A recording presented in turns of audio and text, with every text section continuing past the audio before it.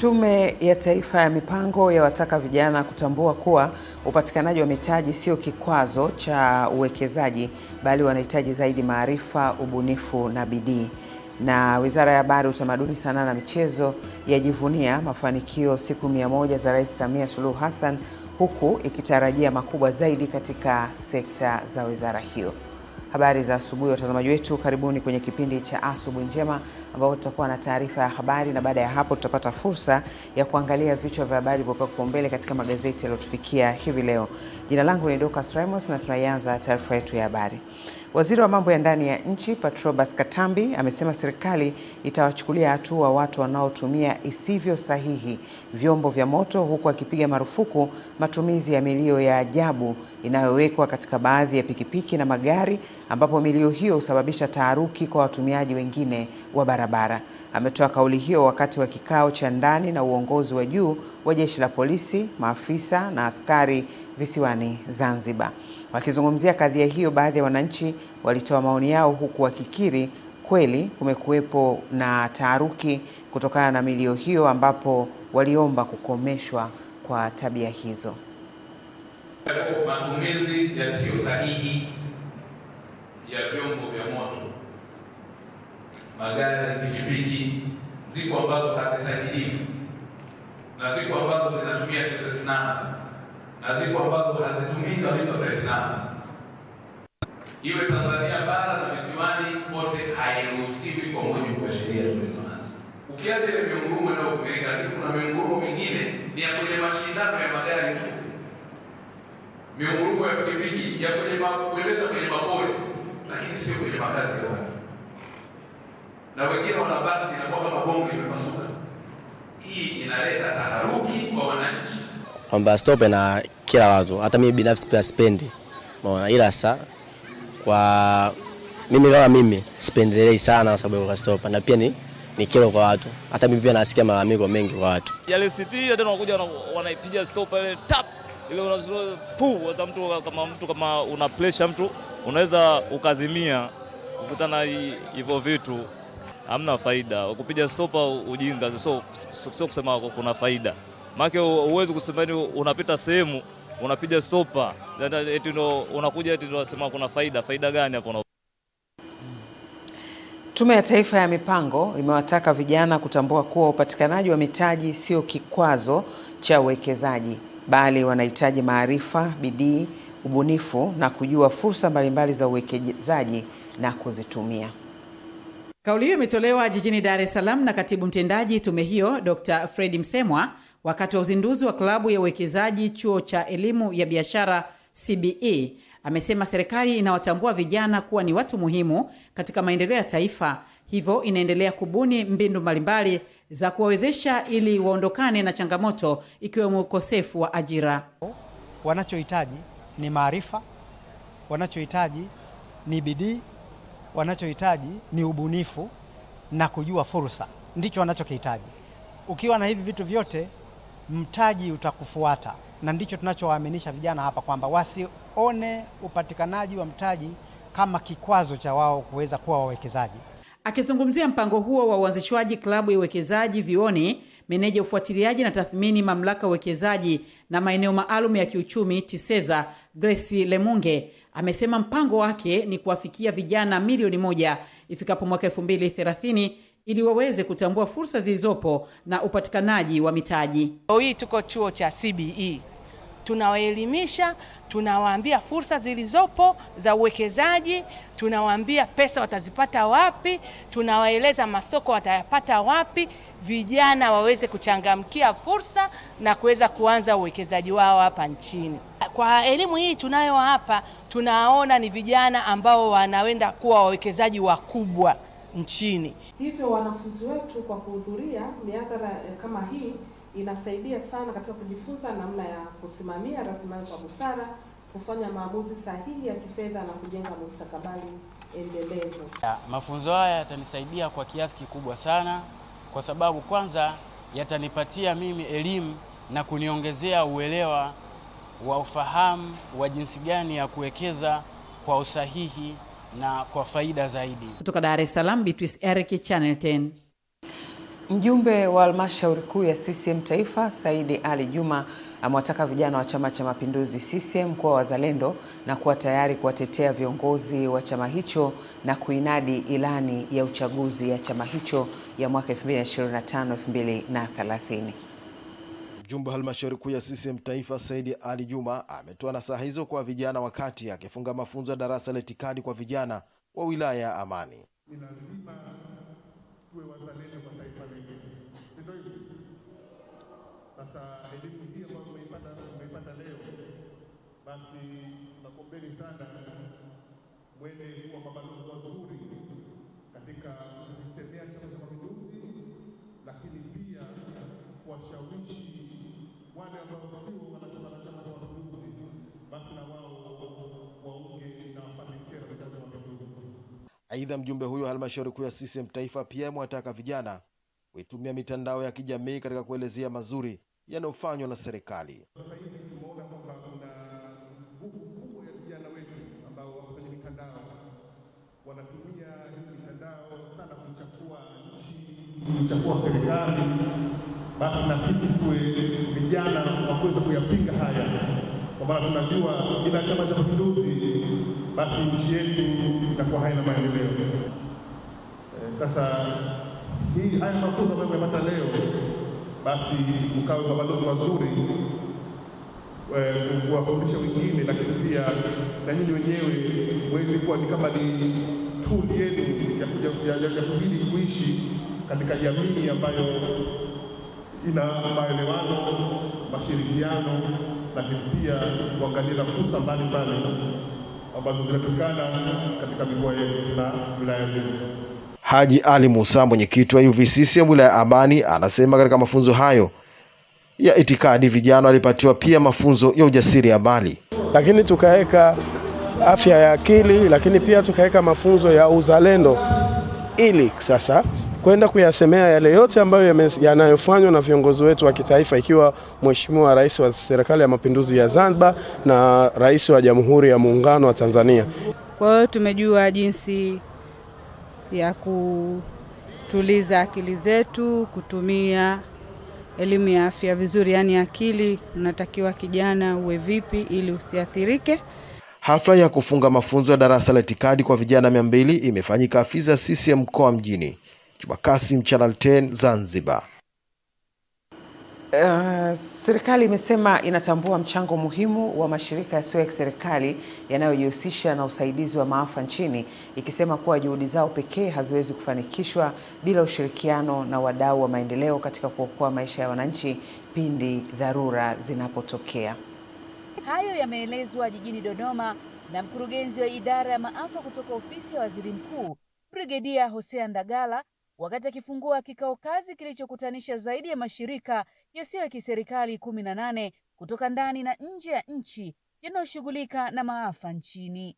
Ofisi ya Waziri Mkuu kupitia idara ya management ya maafa, ni jukumu lake kubwa ni kuratibu swala la maafa nchini. Kwa hiyo sisi kama idara pekee yetu hatuwezi kufanya kazi pekee yetu, lakini tunafanya kazi na wadau mbalimbali, wakiwepo hao wenzetu wa mashirika ya kimataifa na mashirika ya ndani, pamoja na taasisi ambazo sio za kiserikali.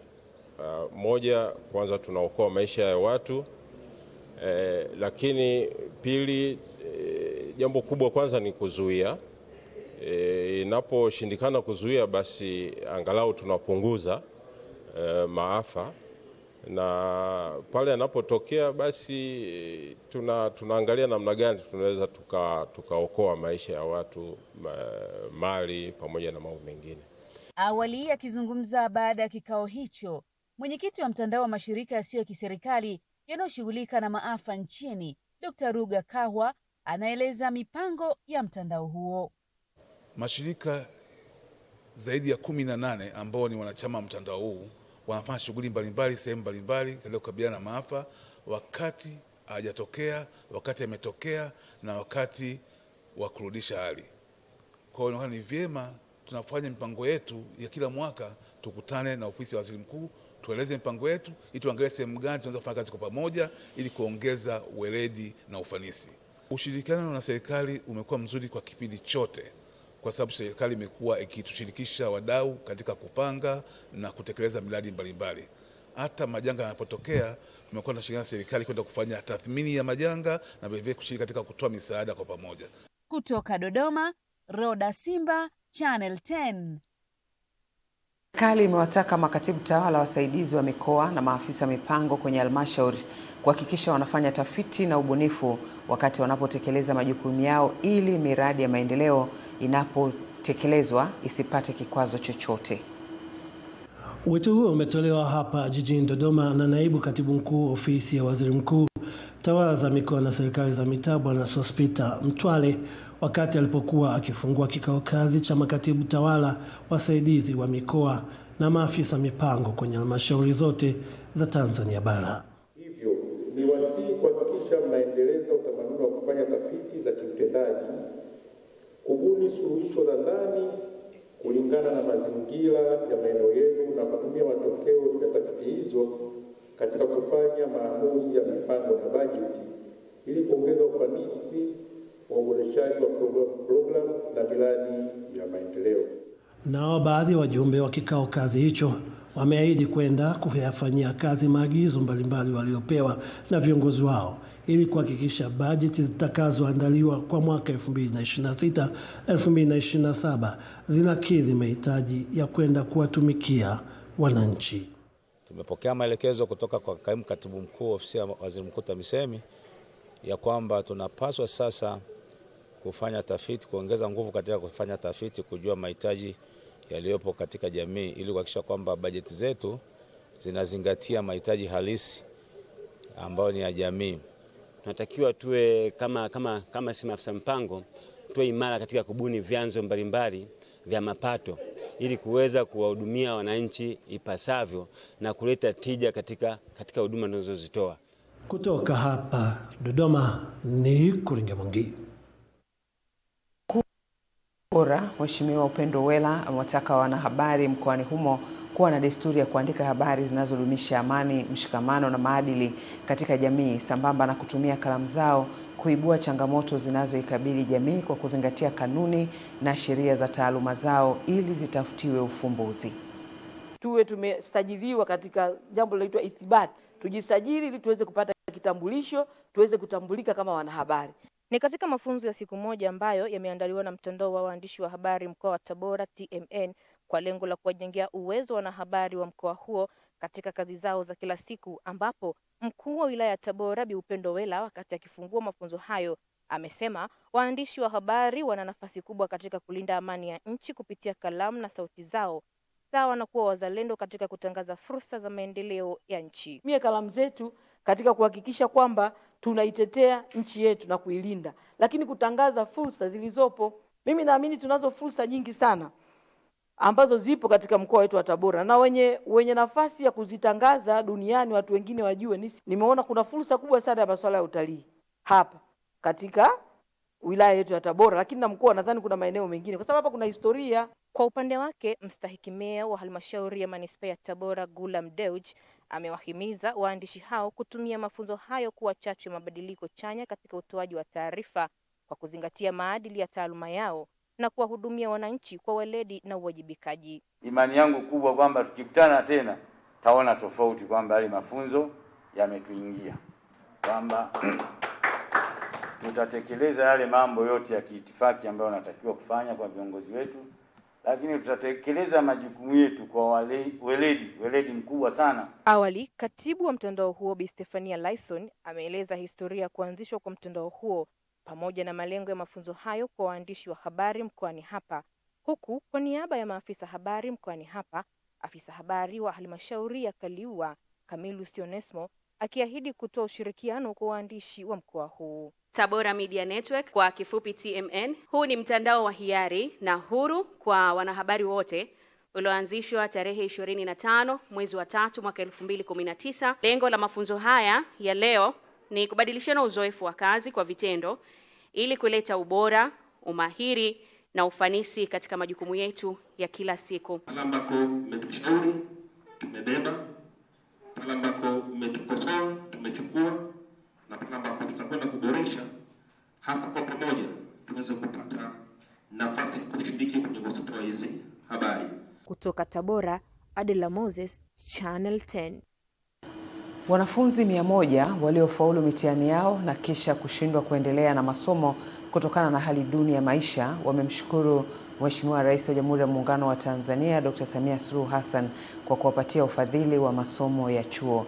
Ufadhili huo uliopatikana ndani ya siku 100 kipindi cha pili cha uongozi wa Mheshimiwa Rais umetolewa kutoka katika ofisi ya Waziri Mkuu kupitia mfuko wa Samia Scholarship. Baada ya kutembelea chuo cha ufundi Pine College, mkuu wa wilaya ya Magu mkoani Mwanza Jubileti Lahuo anaridhishwa na maendeleo ya wanafunzi hao. Tunajua serikali inawekeza sana kwa vijana wakati huu. Sasa na wewe ukiwa ni sehemu ya kijana na umepata hii fursa, itumie sawa sawa. Hebu mwambie mwenzio, tumia fursa sawa sawa. Kwa sababu Tanzania ina watu wengi, si ndio? Na hao watu wengi, wewe ni sehemu tu ya wale watu. Ninafahamu hapa kwa wanafunzi 100. Shift ziko mbili, kuna wanaoingia asubuhi na kuna wanaoingia jioni. Sasa wewe uliopata hii bahati, unapaswa kutumia nafasi hii sawa sawa. Wanafunzi wenyewe wakathibitisha walichokivuna. Ndoto zetu tunategemea kwamba serikali itakuwa na matumaini na sisi na malengo na sisi kutokana na hizi kozi ambazo tumezipata kupitia ofisi ya Waziri Mkuu. Mimi nimshukuru sana Mama Samia, Rais wetu, mama yetu, tunampenda sana, lakini pia tunamkubali sana. Sisi tunamuombea mema sana. Mimi ni moja kati ya wale wanafunzi 100 waliopata bahati au walionufaika na zile nafasi ambazo zilitolewa na Waziri Mkuu kuja kusoma katika chuo hichi cha Pine College. Na tunamshukuru sana Rais Samia kwa kutupa nafasi hizi, kwa sababu bila yeye wengine mpaka sasa tulikuwa tumeshakata tamaa, japokuwa mambo maisha mengine yalikuwa yanaendelea, lakini kulikuwa kuna sehemu fulani imepelea katika maisha yetu. Kwa hiyo tunamshukuru sana Rais. Florence Gati ni mmiliki wa chuo cha ufundi Pine College. Wametoka mtaani na walikuwa hawana fursa yoyote, walikuwa hawana mategemeo yoyote. Lakini kupitia hizo siku 100 alizoahidi mama, ameweza kuleta wanafunzi 100, wameweza kupata ujuzi mbalimbali. Tuna ujuzi wa aina mbalimbali na wengi alipopita mkuu wa wilaya wamemwonyesha vitu ambavyo ni mwezi mmoja tu kwa wamejiunga, lakini wamefanya vitu vikubwa sana. Ufadhili wa wanafunzi hao 100 kutoka kwa Mheshimiwa Rais Dr. Samia Suluhu Hassan kupitia mfuko wa Samia Scholarship utaendelea kudumu hadi watakapohitimu masomo yao. Henry Kavirondo, Channel 10, Mwanza. Naam, na sasa ni habari za michezo. Tunaelezwa kwamba Wizara ya Habari, Utamaduni, Sanaa na Michezo imeeleza kujivunia mafanikio katika sekta ya michezo ndani ya siku 100 za uongozi wa Mheshimiwa Rais wa Jamhuri ya Muungano wa Tanzania Dr. Samia Suluhu Hassan, jambo ambalo limeendelea kuwapa matumaini makubwa. Mafanikio hayo yameelezwa na Katibu Mkuu wa Wizara ya Habari, Utamaduni, Sanaa na Michezo ambaye pia ni msemaji mkuu wa serikali Gelson Msigwa wakati wa mahojiano maalum na Channel 10 Michezo, ambapo ameweka wazi kuwa ndani ya siku 100 sekta ya michezo imepiga hatua kubwa. Moja ni mafanikio katika timu yetu ya kandanda, timu ya taifa ya kandanda, Taifa Stars, ambayo katika mashindano ya AFCON mwaka 2025 kule Morocco imefanikiwa kuandika rekodi ya kuingia katika 16 bora. Ni rekodi mpya katika ushiriki wake wa mara 4 katika mashindano haya. Endelea na maandalizi ya AFCON, haya na yenyewe ni makubwa kwa sababu tuna kazi kubwa ya kujenga miundombinu, kujenga uwanja Arusha, kujenga viwanja vya mazoezi, kukarabati Benjamin Mkapa. Benjamin Mkapa iko zaidi ya 90%. Tumebakiza kazi moja tu ya kubadilisha viti vya VVIP na VIP pamoja na kubadilisha pitch, lakini pia tumefanya kazi kubwa pia ya kuhakikisha timu zetu za taifa zingine zinafanya vizuri, zinashiriki mashindano mbalimbali. Katika hatua nyingine, Gelson Msigwa ametoa wito kwa wadau mbalimbali wa michezo nchini kushirikiana kwa pamoja na wizara, shirikisho la mpira wa miguu ili kuyafanya mashindano ya AFCON mwaka 2027 kuwa yenye mvuto na msisimko zaidi. Nataka kuchukua nafasi hii kuwakaribisha wadau wengine mbalimbali walioko ndani na nje ya nchi kushirikiana na serikali na TFF tunapoelekea kwenye AFCON. Yako mambo mengi ya kufanya. Haya matukio ni fursa ambazo zinagusa karibu sekta zote. Kenny Malila, Channel 10 Michezo. Naam, mwisho wa taarifa yetu ya habari. Baada ya muda mfupi tutapata fursa wa kuangalia vichwa vya habari vilivyopangwa mbele katika magazeti yaliyotufikia hivi leo. Endelea kuwa nasi.